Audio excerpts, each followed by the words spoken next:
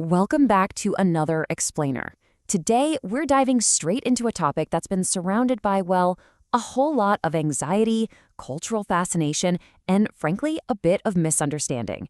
We're talking about the biblical end times. When we hear phrases like the end of the world or the last days, it's super easy for our minds to jump straight to disaster movies or alarming headlines. But hey, as focused learners, we're going to tune out all that cultural noise. Our goal today is to just crack open the source text itself and see exactly what the scriptures actually outline on this highly debated topic. So let's get right to it. What does the Bible really say about the end times? In this explainer, we're bypassing all the wild speculation and panic. We're going to stick strictly to the source text to uncover what these prophecies actually state. Are we approaching the final days? What specific warnings were given? And maybe most importantly, how does the text tell believers to live right now, in the present?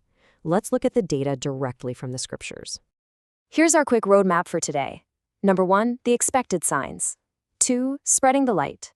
3, the ultimate promise. And finally, number 4, actionable hope. Let's jump in. All right, section 1, the expected signs. Specifically, the warnings found in Matthew chapter 24. What's really fascinating here is just how specific the source text is about the future. In the Gospel of Matthew chapter 24, Jesus' disciples flat out ask him about the signs of the end of the age. And his response? It's a very clear, objective list of warnings. The text says there would be false prophets, wars and rumors of wars, famines, earthquakes, persecution, and increasing wickedness. It's a heavy list, right? The text absolutely doesn't shy away from the harsh realities of human history. It objectively acknowledges that these prophesied events are going to be difficult, disruptive, and widespread. But here is the absolutely crucial pivot. It's all about how the text immediately reframes this heavy list of global distress. Right after listing all those intense warnings, Jesus explicitly states, "See that ye be not troubled." Okay, so the biblical text teaches that these events are precisely that. They are expected signs. They are definitely not meant to be reasons for panic.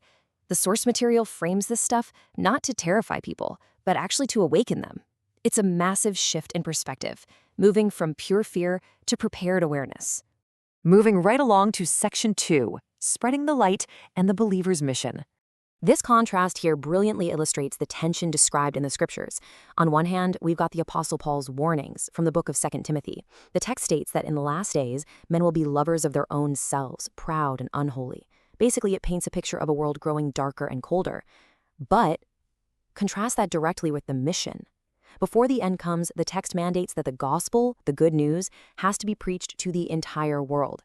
So according to the source material, the response to a darkening world isn't to just hunker down and hide in fear. It's actually to get out there and actively spread this message globally. And that tension actually builds into a really powerful message of opportunity. According to the text, the darkness in the world actually serves a purpose. It makes the light shine that much brighter. Think of it like a single candle in a pitch-black room. The end times, as outlined in the Bible, aren't just about doom and judgment. They're actually framed as one final urgent invitation for humanity. The text emphasizes that God's mercy is still totally available right now, and this mission of spreading the gospel continues to reach millions of people all across the globe today. Which brings us to section 3, the ultimate promise. We're talking about the return of Christ.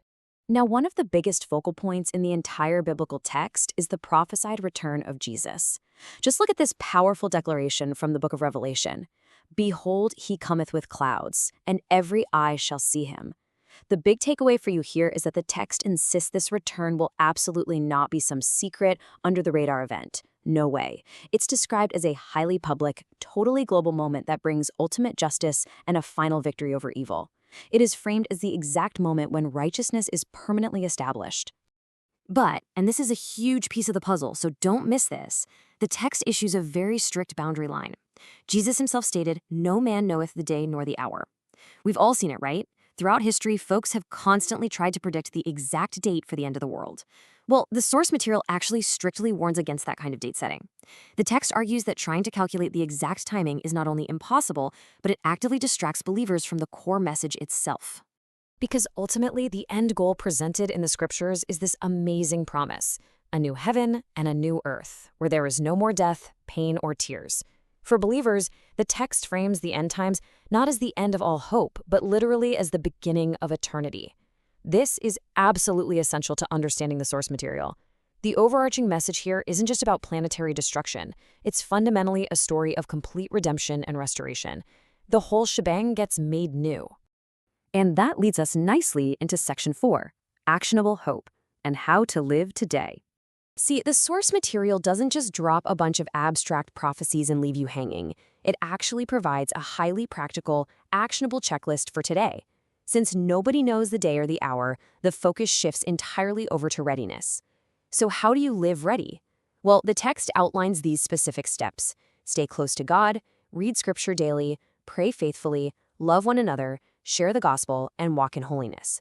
These are the everyday habits the Bible prescribes to keep people spiritually grounded. It's all about focusing on present obedience instead of stressing over future anxieties. At the end of the day, it really all boils down to this fundamental contrast between our typical human reactions and the biblical mandate. On one hand, you have fear, which the text explicitly states does not come from God. Obsessing over the end of the world with anxiety literally goes against the instructions in the source material. On the flip side, you have faith, and that means trusting completely. The text reminds its readers that while this current world is temporary, the promised kingdom is eternal. So every single day is just another opportunity to grow in that faith.